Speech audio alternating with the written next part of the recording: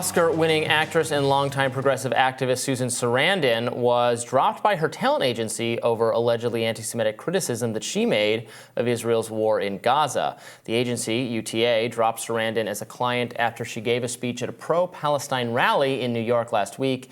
In remarks captured on video, Sarandon told protesters, quote, "People are questioning, people are standing up, people are educating themselves, people are stepping away from brainwashing that started when they were kids." She also lamented there are a lot of people that are afraid of being Jewish at this time and are getting a taste of what it feels like to be a Muslim in this country, so often subjected to violence.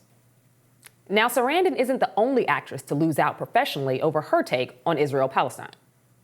Scream actress Melissa Barrera was fired from the franchise's upcoming 7th film after she made a series of social media posts calling Gaza a concentration camp and Israel's war genocide and ethnic cleansing. According to Variety, her firing came after she alluded to conspiracies about Jewish control of the media. I should disclaim that my agency is also UTA. It's a very large talent organization that represents a lot of people. So I totally disagree with the comments that Susan Sarandon made and that Barrera made. I think Sarandon made it sound like almost like she's a little gleeful that Jewish people are feeling some of the fear that Muslim people feel, but of course plenty of Jewish people feel fear, and do Muslim and do all minorities and all sorts of people for all sorts of reasons. We should not be this whole now you get a taste of my medicine kind of thing is really gross. That said, I don't ever relish people like losing out on professional opportunities, getting fired, getting expelled, getting canceled. Obviously, it's a broad term, and we get into, well, that's not canceling, that's accountability. People argue about this all the time. A lot of people have taken the position that for saying anti-Israel or pro-Hamas things, you should be canceled. That's not my view. I'm very against cancel culture. I'm with Vivek Ramaswamy, who didn't want the Harvard kids to suffer greater penalties than what had already transpired.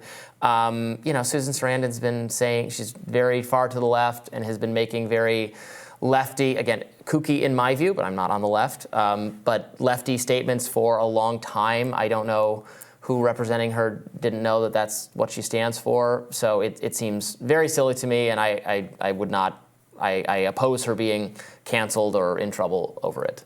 Yeah, I mean, obviously UTA can pick up and drop whomever they want at any given point. We watched a lot of, including me, but we watched a lot of people we watched Kanye get famously dropped by a lot of people after he made some anti-Semitic remarks.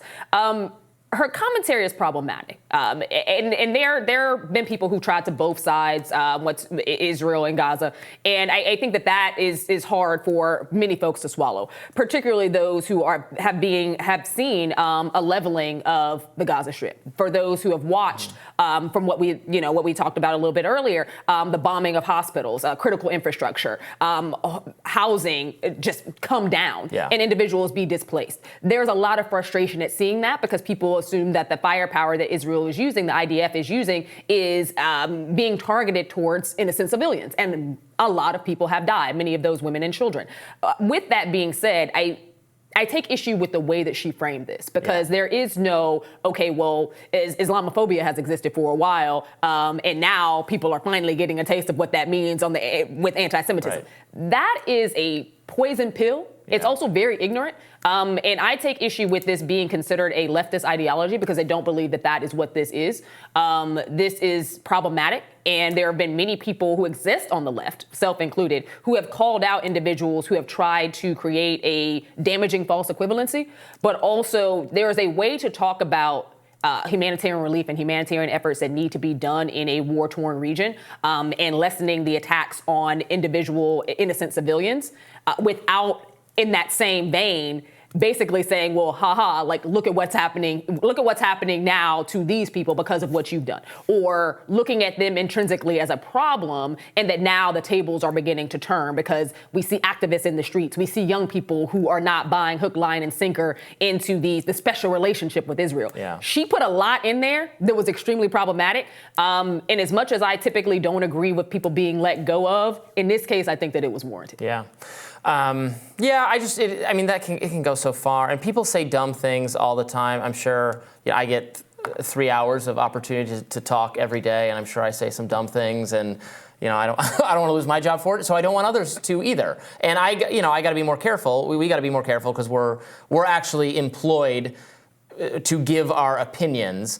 I'm most regretful when people get canceled or in trouble when they're not even where it's just incidental. It's not even their job. I mean, this happens to people who are just athletes. Or people who aren't famous. And people who work at the grocery store, and you gave somebody the thumbs up sign or the OK sign, and then somebody photographed it and put it online and say, oh, that's a white supremacist symbol. You got to lose your job now. Even though 99.9% of the people make the OK sign, don't mean it in a white supremacist way, and probably have no idea that it has some white supremacist connotation if you're one of the handful of weird hate crime monitoring organizations that have projected that onto the rest of us. That's what I think is so damaging about cancel culture. And we have so much power to be surveilled by government and by security cameras everywhere, and also to surveil each other with smartphones, with the amount of everything you say. If it's in a text or a DM or an email, it's preserved. So this is hardest on young people who are still figuring out their ideas, and we all said stupid things. Well, that's why I look at Susan Sarandon's issue very different than Barrera's.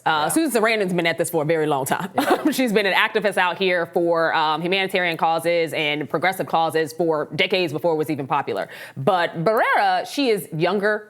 She's newer on the scene. Mm-hmm. She's up and coming in many instances.